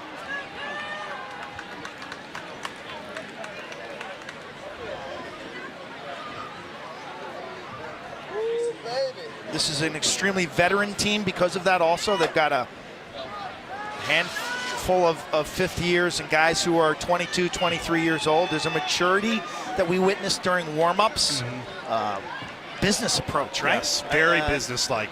Not like kids playing lacrosse in the park. It was you saw it in their eyes. A steely, I was going to say a steely seriousness. The demeanor. Yeah. You know, and well on their way to 12-0. And if John Tillman didn't like the best team ever talk prior to this week, it's not going to slow down. Not after this result. Perfect regular season. They'll go into the Big Ten playoffs 12-0. If they go undefeated, win the national championship, they will be right in that conversation. Best ever. Can we have that conversation when we get there? A lot of people will have it before, but I'm with you. It only matters if you win the hardware and you win on Memorial Day. And that's certainly John Tillman's belief. He has rat poison in the Maryland locker room. He actually sent me a picture of it one morning. John Tillman is a guy who worked his tail off. As you take a look at the undefeated national champions that go back to the early 70s. Those Cornell teams in the 70s under head coach Richie Moran. As Maryland continues to roll. Syracuse went undefeated in 88 and 99. They lost one game over a 3-year period. That was here at Hopkins in the Bon Jovi game. The Bon Jovi game? Yeah, it was I was a part of the Bon Jovi game. It was scheduled to be played up at the Dome, but they, because of a Bon Jovi concert, they had to move it here to Homewood. It was the opener in early March of '89, and we won by a goal. Epic crowd here. Just groupies 5 deep at the fence. Groupies also at the Dome for Bon Jovi. Who had more groupies, Bon Jovi or Petro? Petro, easy. Meanwhile, Maryland has scored their 20th goal in this game, which ties a program record for 6 times this season they've scored 20 or more. That was a fun rivalry. Syracuse then returned the favor in the national championship game, beating us by a goal. Nice stop. Is that still Marcial? Yep, Marcial. That was his best save, but his first save. Giveaway city. It's been too much of that. You win a face-off, you get a save, you give it right back to Maryland. And the Terps will make you pay. Hopkins staying with their man-to-man defense. I thought they might try to play some zone. Wisnauskas again. He's unstoppable right now. Logan Wisnauskas. 5 goals to go along with 3 assists. Tell you, Wisnauskas picked up a lacrosse stick for the first time as a 3-year-old. Known as the lefty wing shooter, but man, his game continues to grow. We've seen him score on cuts today. We've seen his passing. And we've seen that focus. Look at the eyes. Look at the determination. He doesn't care that it's 21-4. He's playing to the standard, and his standard, that is to be the best. And Gavin Ty is in at the face-off X, finally, and he wins. Meaningful reps. You give Weirman a well-deserved rest. Face-off men, they get beaten up by the end of the season. You see all those guys, man. They got hand issues, wrists, elbows, shoulders, knees, hips. When do you start pulling all the first line guys? I would pull that first midfield. Give your seconds the majority of the runs here with some thirds. The ball bouncing Maryland's way, even on a loose ball. It's been all Terps today. Onslaught. The hard thing here, Jay, is to sub, and it's really not fair if you sub all your backups at once, because then the play drops so severely. It's much more effective if you sprinkle in. And, you know, if I was Maryland, I would have sprinkled in earlier, quite honestly, to start the third quarter. To play Daniel Kelly at attack or Daniel Maltz right away at attack. To get your third midfield a meaningful run early stages of the third quarter. Shot clock at 10. Molliver right on cue. Keegan Kahn. That attack. 3-headed monster. Wisnauskas, Kahn, Molliver. Well oiled in this game. You're watching an historic performance. Destruction that has never been witnessed on this field for a Johns Hopkins lacrosse game. Yep. Potentially the worst loss in program history. By a wide margin. So Rustalin has looked it up. Their largest loss on this field, 13 goals. It's happened twice. That's all time. All opponents. All opponents. It happened in 54 against this Maryland team, 17-4. And it happened against Duke in the first round of the NCAA tournament, 19-6. So 13 goals. Right now, 18. 5 goals more than the heaviest defeat Hopkins has ever suffered on this field. And Maryland, 22 goals. That's the most they've ever scored in this rivalry game. 21, the previous high in 1973. Friends out in the desert had it at 8.5. We thought they were wrong. We thought they were wrong. They missed it by 8 goals. They were wrong, just not the way we thought. And Maryland's not stopping. A lot of teams, I think, human nature, you would take your foot off the gas, right? I mean, that is human nature. You're up by 18. So why is Maryland continuing to just embarrass Johns Hopkins here? Because they're Johns Hopkins and they're Maryland? Still have starters in the game, still attacking, not killing any clock. Nope. They played their primary Fogo until just minutes ago. Like, is there something going on underneath the surface here? Nothing I can think of, other than John Tillman, the one thing he fears with this team is complacency. Not because he feels like the guys are susceptible to it. He feels like his guys aren't, but he wants that foot on the gas until they hold that trophy. I mean, all starters are in the game now defensively. They haven't made a single sub on the defensive side. Yep.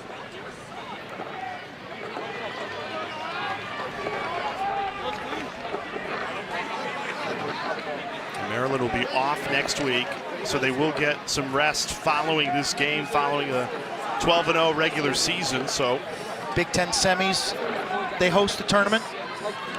Is that May 5 and 7? Yep. 5 and 7. Thursday, Saturday on BTN. I hope the fans show up for that down in College Park. There's going to be a lot of red. They got a good crowd for their last home game against Rutgers, I think it was. Or excuse me, Ohio State last week. Our colleague Scott Van Pelt's got to be happy. He's a big Turtle fan. Huge. Hope to see him Memorial Day weekend, Rentschler Field, UConn Football Stadium. If you haven't purchased tickets, it was a great facility. It's going to be super loud, super crowded. The tailgating's well situated. We spent most of our time down in, was it West Hartford? Yeah, West Hartford. West Hartford. Yep. Dreadful weather last year. Better this year. It's like 35 and raining on Memorial Day morning. It's got to be better this year. Has to be. Women's Final Four championship weekend right here at Homewood. That's a Friday, Sunday. Correct. Charlotte North. This place will be beyond crowded for that. I would love to see the tournaments combined. I really would. Championship weekends or some round of the tournament where you could bring a lot of teams to one site. Cross-pollinate, give each other good promotion.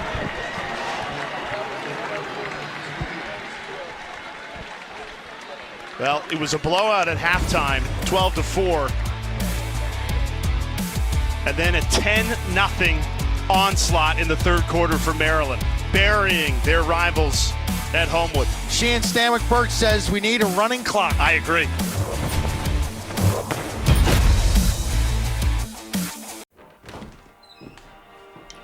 My name is Gary. Pastel. Josie, I have MS. I have MS. MS is what we have. I take Ocrevus.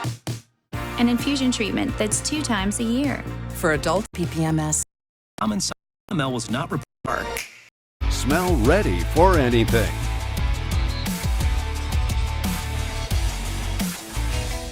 Maryland's final game of the regular season. They're going to be 12-0. We still got a quarter to go, but they're up 22-4. Look around the country. Ivy League continues to be the story. 6 teams inside the RPI top 11 right now.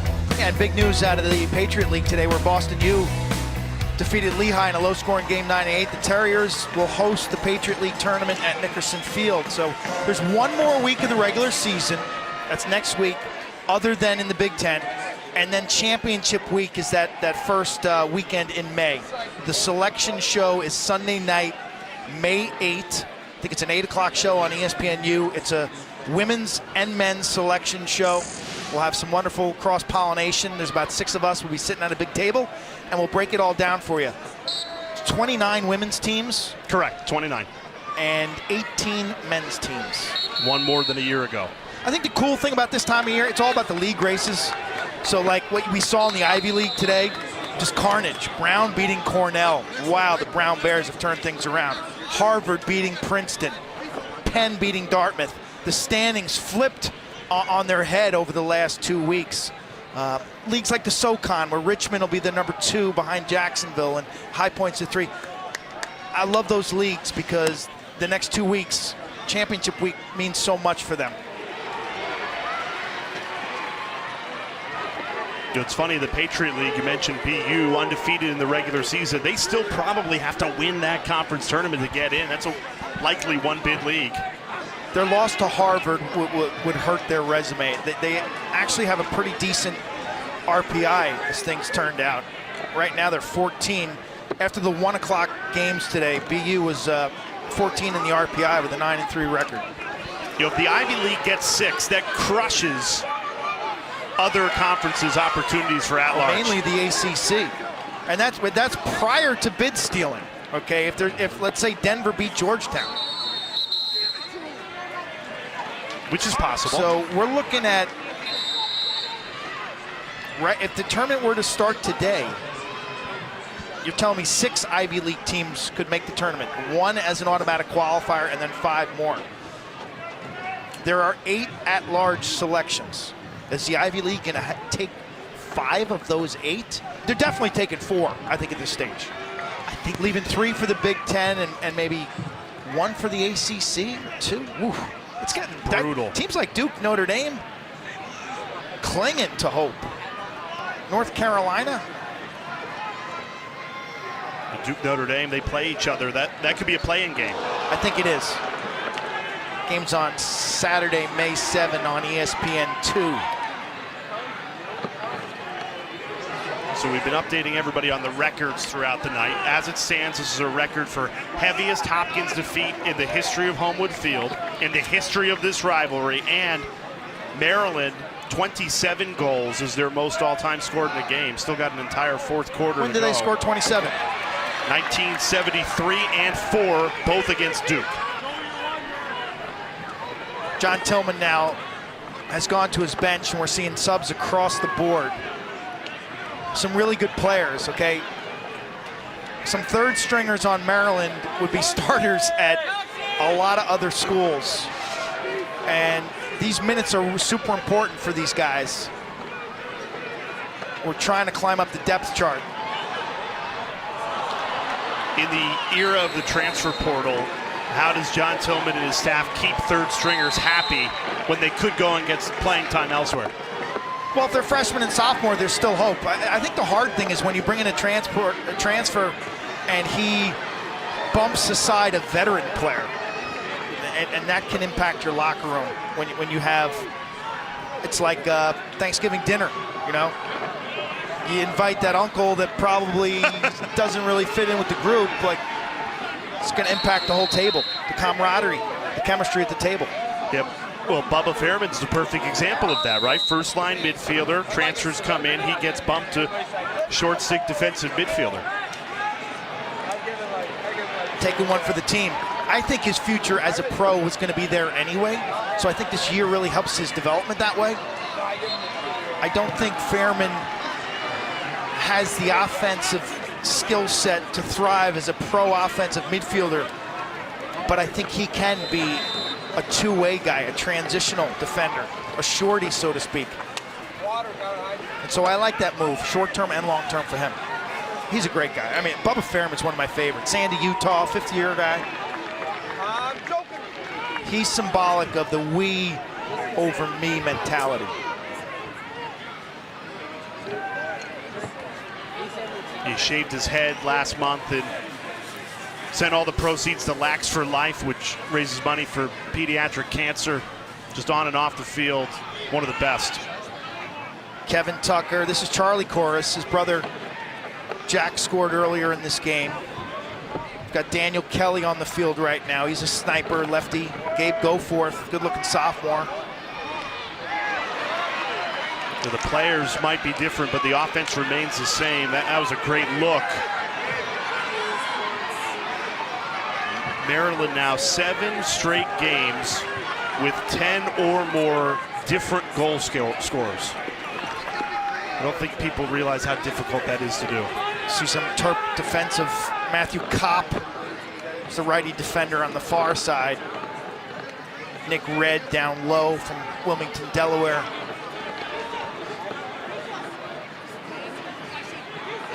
BJ Burles, Yale transfer, playing at the pole, 44 in red. Really nice player from the Annapolis area.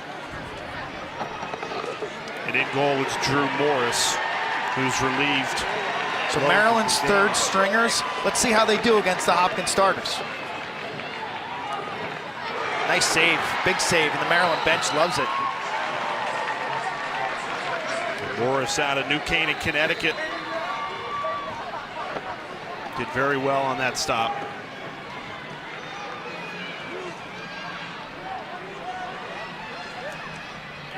That one trickles through Morris and gets in. Hopkins' first goal in the second half comes with 9 minutes and 29 seconds left in the game. Stops a nearly 20-minute scoring drought. Jonathan Peshko. Where do you go here if you're Hopkins and Peter Milliman? Just looking for any positives. Looking to find a spark here and build towards it, towards your Big Ten tournament appearance, where likely Johns Hopkins, as the 4, would have to play Penn State. The way Penn State defends, Hopkins can certainly score some goals in the Nittany Lions.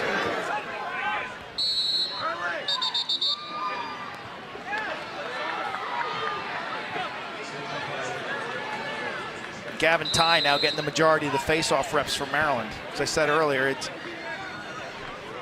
that's a position that you need to have some depth. Feel for the Hopkins band tonight. Not a lot to play for. They were here for the women's game, and I got to tell you, Jay, A, I was surprised that you didn't do that game, but B, Janine Tucker, 29-year career. Today was her last game on Homewood Field. Okay, she's got over 300 wins, and they came from behind and beat Ohio State. She had 290 lacrosse alums here. Wow. In that tent with a big party afterwards. And her legacy, her development of young women, and everything that she has stood for here. She was hired back in, 1993 by Bob Scott, transitioned the program from D3 to D1, transitioned from the Centennial Conference to the Big Ten. She has been an awesome leader, and it was so cool to cover that event today and to watch those girls play their tails off for their head coach, who they love so much.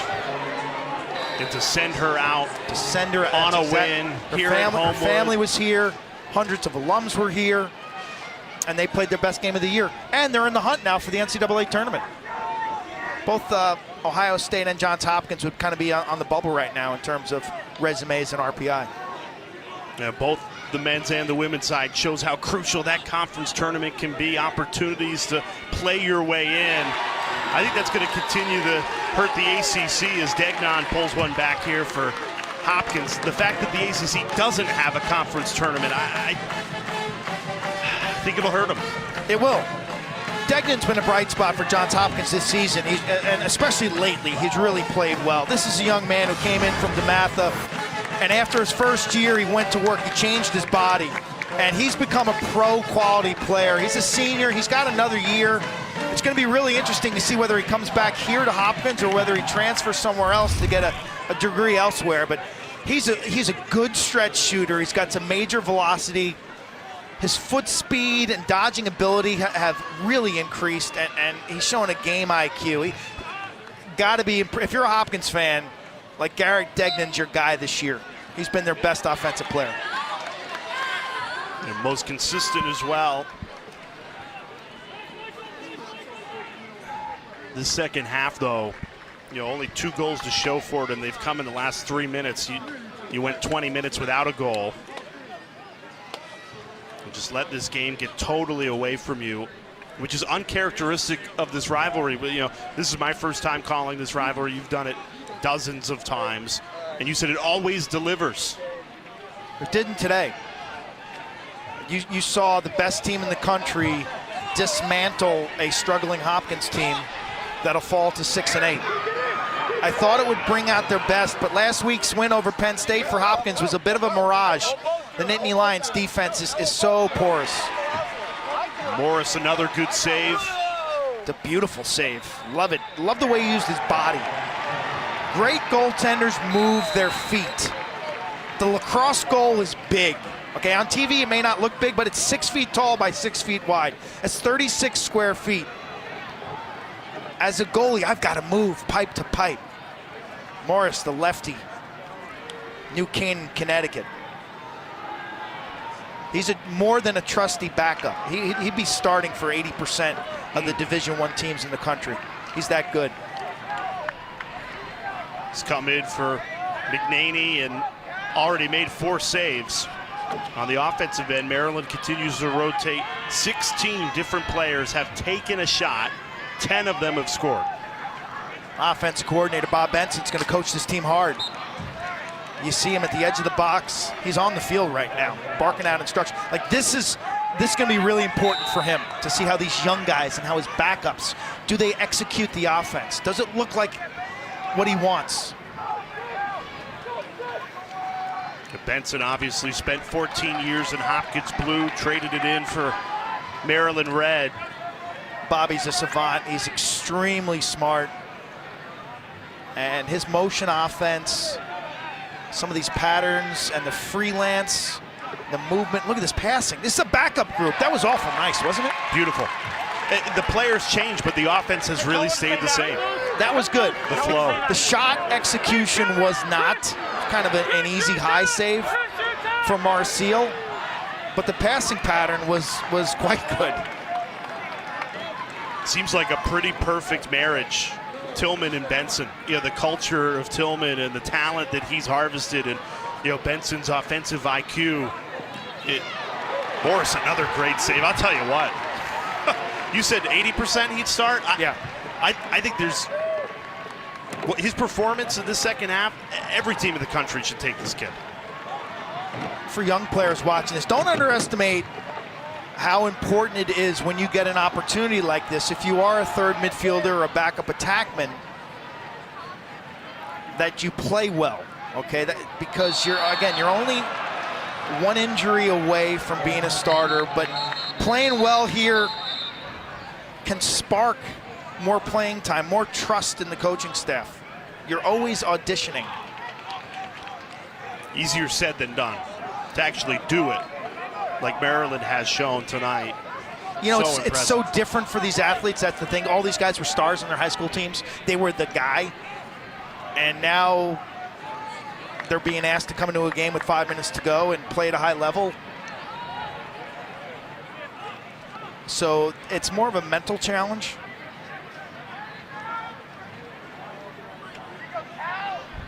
Daniel Maltz behind the goal, 37. He was a starter for this Maryland team last year. Plays on extra man. He's a great finisher.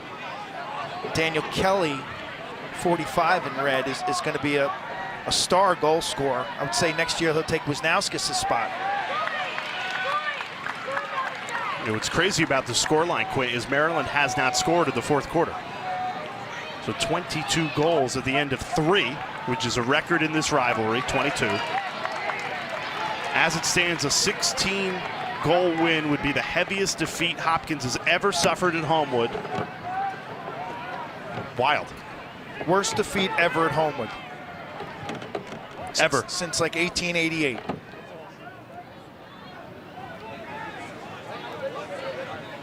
It's the magnitude, it's tough to put into words, but it is true, and it comes against their rival who is going to move to 12-0, a perfect regular season, and could be well on their way to a national championship.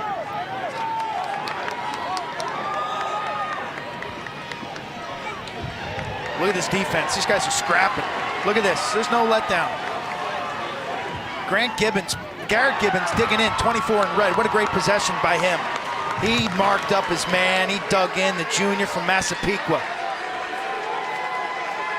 Morris makes another great save. That's now 6 to his name. Gibbons will come off.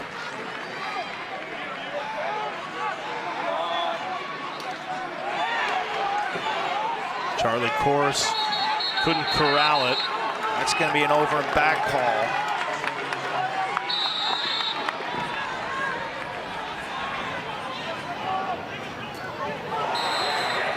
Great goal. Nope. Wow, that was angry. Alex Mabbitt just comes straight down the field, the senior from Victor, New York. And he's just kind of like, enough is enough. Takes it right down Charles Street. You can do more.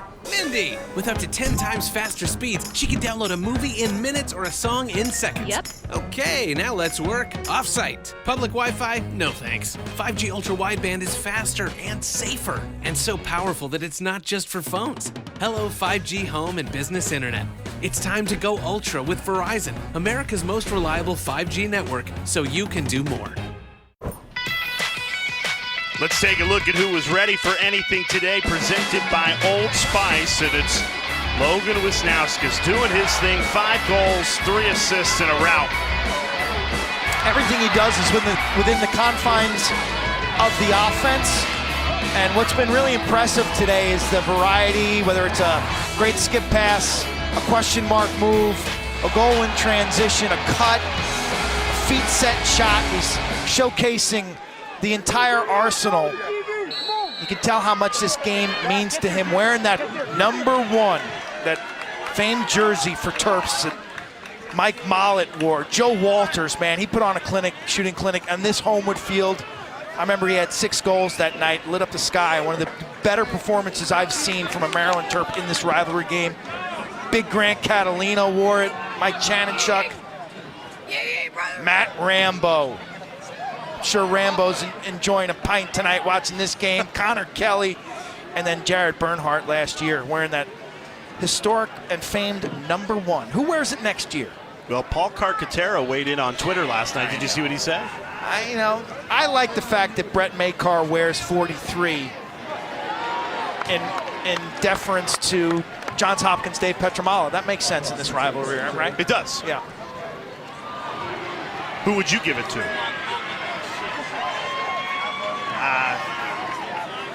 I could see Makar wearing it. Your Fogo, Luke Wehrman's coming back. Goalie Logan McNaney's only a junior. Plenty of options. Good problem to have. Maryland 22 of 43, 51% shooting, and that's come down in the 4th quarter. Terps are going to end up winning this game by a historic amount. And Terp Nation. And they haven't scored in the 4th quarter. No. Terp Nation should be proud and excited. This team, as I said earlier, they're just fun to watch. They do everything the right way. It's team ball. They play clean, hard, rough, sportsmanlike. I mean, it's everything that a guy like Dick Adell or Buddy Beardmore would be proud of. It's part of the Maryland legacy is being the best. Okay, former coach Buddy Beardmore, that was his saying. I find I got a 12-year-old daughter who does gymnastics. I drop her off, Jay, and I'm like, hey, have fun tonight, be the best. I'm like, I shouldn't be saying that to her, but I say that to her because it's a good saying. And this Maryland team is trying to be their best. And tonight, if you watch this from start to finish, man, you saw something historic in terms of magnitude. Well, they are the best, at least right now. Hoping to be that way come Memorial Day. Quinn, I think they could lose the Big Ten tournament, and they're still the easy no-brainer number 1 seed. They host that Big Ten tournament after a week off. I think a week off will do them well. An opportunity now to hit the reset button and make that final push towards Memorial Day. Big Ten tournament, May 5 and 7, selection show May 8, and then they'll be hosting a game in that first round of 16. It's the largest margin of victory in the history of the rivalry. 123 meetings. This is the heaviest defeat for Hopkins, and it's the heaviest defeat in the history of Homewood Field since the 1880s they've been playing here. It was complete. Last week, Ohio State punched them in the jaw, up 7-3. They rallied to take that one, and, well, it looked like that kind of got their attention this week. John Tillman and Bob Benson exchange a hug. They were like trying to convince us they were a little worried about this game, and we fell for it. They did a good job. We bought it hook, line, and sinker. They left no doubt tonight. A perfect regular season for Maryland. 12-0. And not just wins, just destroying teams. Everybody in their path. That was pretty cool. Salute to the Maryland Terrapins, playing the game like it should be played. I love the passing. I love the shooting. I love the team defense, the hustle, the transition plays. Man, it is awesome to watch. The party's already started at Bentley's. Perfect regular season for Maryland, for Quinn Kesnick, our terrific crew. Statsman Rustalin. I'm Jay Alter saying so long from Homewood.